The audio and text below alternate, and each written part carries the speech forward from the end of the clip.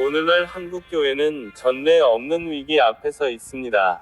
단순히 성도 수의 감소나 사회적 신뢰도의 하락을 넘어 하나님을 향한 경외함의 상실이라는 본질적인 배교의 징후들이 나타나고 있습니다. 구약 성경의 마지막 책인 말라기는 성전 재건 이후 신앙적 매너리즘과 영적 타락에 빠졌던 이스라엘을 향한 하나님의 최후 통첩입니다. 특히 말라기 1장은 2400년 전이 기록임에도 불구하고 21세기 한국교회의 민낯을 그대로 비추는 거울과 같습니다.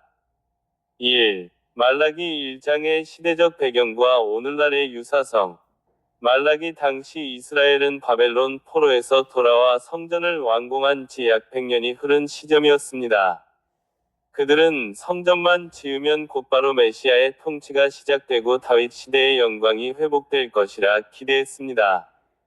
그러나 현실은 여전히 페르시아의 속국이었고 경제적 빈곤과 가뭄에 시달렸습니다. 첫째, 기대의 실망과 냉소.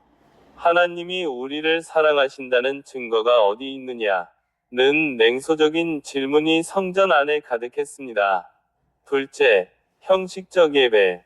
하나님에 대한 사랑이 식자, 예배는 번거로운 일이 되었고 재물은 가장 가치 없는 것들로 채워졌습니다.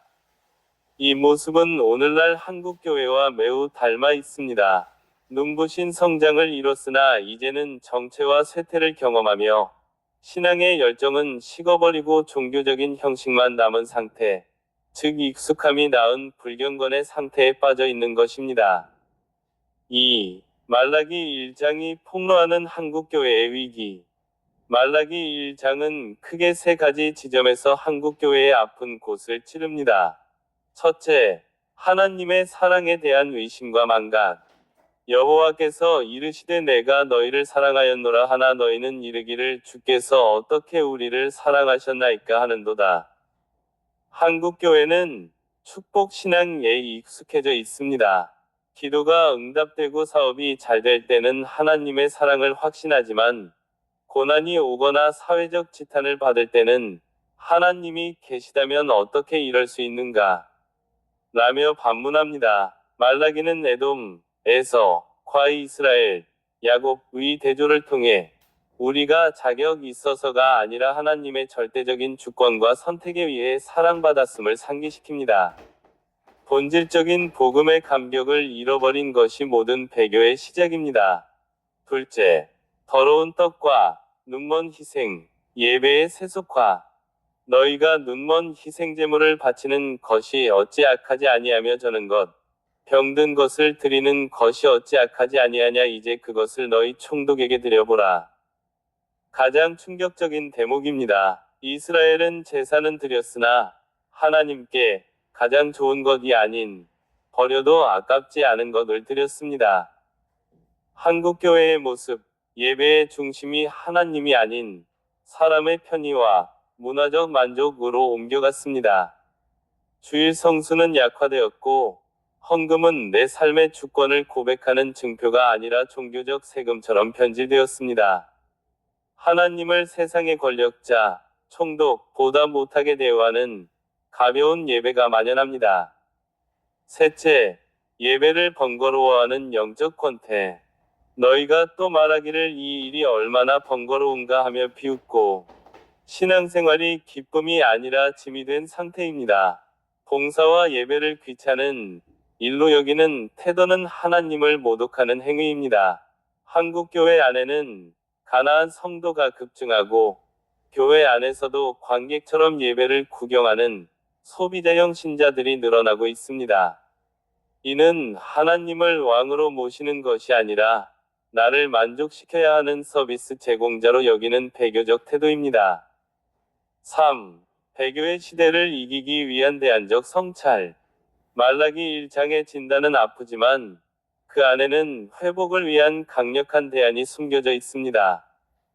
첫째, 하나님의 거룩한 이름 위 위엄을 회복해야 합니다. 말라기 1장에는 여호와의 이름이라는 표현이 반복됩니다. 우리는 하나님을 친근한 아빠로만 강조하다가 두려운 왕임을 잊었습니다. 한국교회는 하나님의 초월성과 거룩함을 회복해야 합니다. 예배의 분위기가 세련된 공연이 아니라 거룩하신 창조주 앞에 단독자로 서는 두려움과 떨림의 자리가 되도록 본질을 정비해야 합니다.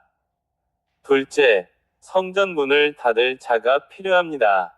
너희가 내 제단 위에 헛되이 불사르지 못하게 하기 위하여 너희 중에 성전 문을 닫을 자가 있었으면 좋겠도다. 이 말씀은 하나님의 절규입니다. 가식적인 예배를 드릴 바에는 차라리 문을 닫으라는 것입니다. 양적 팽창에 집착하던 한국 교회는 이제 질적인 정결함으로 방향을 틀어야 합니다. 보여주기식 대형 집회나 화려한 프로그램보다 단 한 명이 예배자라도 신령과 진정으로 드리는 참된 예배에 집중해야 합니다. 교회 문을 넓히는 것보다 들어온 이들이 진정으로 회개하고 거듭나게 하는 복음의 문턱을 높여야 합니다. 셋째, 일상의 재물을 점검해야 합니다. 재물은 예배자의 삶을 상징합니다. 흠 있는 짐승을 드렸다는 것은 그들의 일상이 하나님 보시기에 흠결투성이었다는 뜻입니다. 주일 1시간의 예배가 아니라 월요일부터 토요일까지의 삶이 재물이 되어야 합니다. 정직한 납세, 공정한 비즈니스, 소외된 이웃에 대한 사랑이 없는 예배는 하나님이 역겨워하시는 재물일 뿐입니다. 생활신앙의 회복이야말로 배교의 시대를 거스르는 강력한 저항입니다. 4. 결론. 내 이름이 이방 민족 중에서 크게 될 것이라. 하나님은 이스라엘이 거부한다면 이방 민족을 통해서라도 자신의 영광을 받으시겠다고 선언하십니다. 이는 한국교회에 주시는 마지막 경고입니다. 우리가 아니면 안 된다는 영적 교만을 버려야 합니다. 한국교회가 말라기 1장의 교훈을 받아들여 하나님의 사랑을 당연하게 여기지 않고 그분의 이름을 온 우주의 왕으로 대우하며 삶의 가장 귀한 것을 드리는 공동체로 거듭난다면 이 배교의 시대는 오히려 정금 같은 성도들을 길러내는 연단의 시간이 될 것입니다. 만군의 여호와가 이르노라. 나는 큰 임금이요 내 이름은 이방 민족 중에서 두려워하는 것이 됨이니라. 이 선포 앞에 다시 무릎 꿇는 것, 그것이 한국교회가 살 수 있는 유일한 길입니다.